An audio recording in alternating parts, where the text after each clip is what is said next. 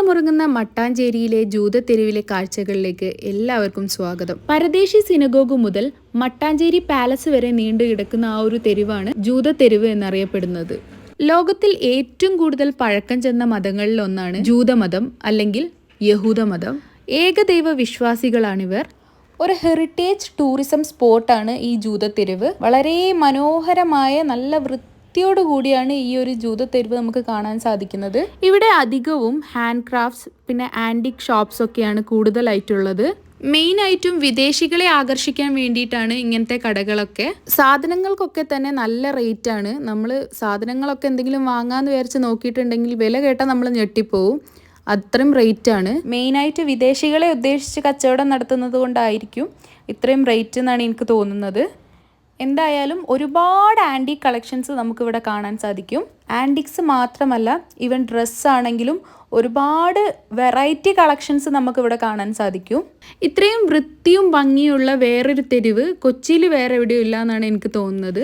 ആൻറ്റിക്സും hand ക്രാഫ്റ്റ്സും പിന്നെ ഒരുപാട് variety ഐറ്റംസും ഒക്കെ കണ്ട് നമ്മളിങ്ങനെ നടന്ന് ഈ ഒരു റോഡിൻ്റെ അവസാനം നമ്മൾ എത്തിച്ചേരുന്നത് പരദേശി സിനഗോഗിലാണ്. ജൂതന്മാരുടെ ആരാധനാലയത്തിനാണ് സിനഗോഗ് എന്ന് പറയപ്പെടുന്നത്. പരദേശി സിനഗോഗിലെ പരദേശി എന്ന് ഉദ്ദേശിക്കുന്നത് വിദേശികളെയാണ്.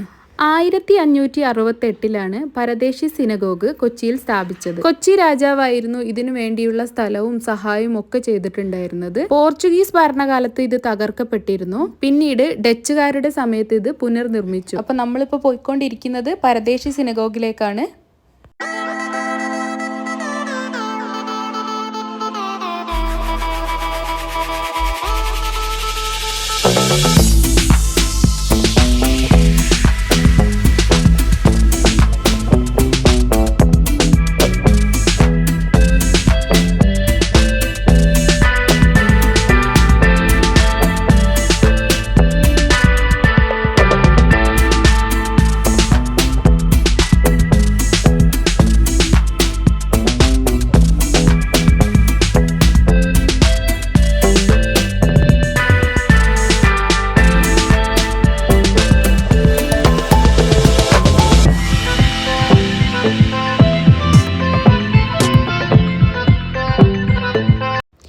ആരാധനാലയത്തിൻ്റെ തൊട്ടടുത്തായിട്ട് തന്നെ ഒരു വലിയ ക്ലോക്ക് ടവർ ഉണ്ട്.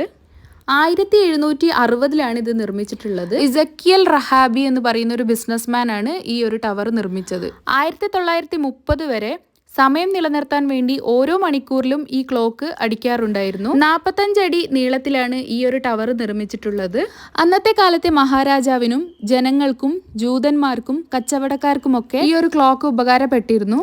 ഇവിടെ വരുന്ന ആൾക്കാരൊക്കെ ഈ ഒരു ബൊഗെയിൻവില്ലേൻ്റെ അടുത്തിരുന്ന് ഒരു ഫോട്ടോ എങ്കിലും എന്തായാലും എടുക്കും.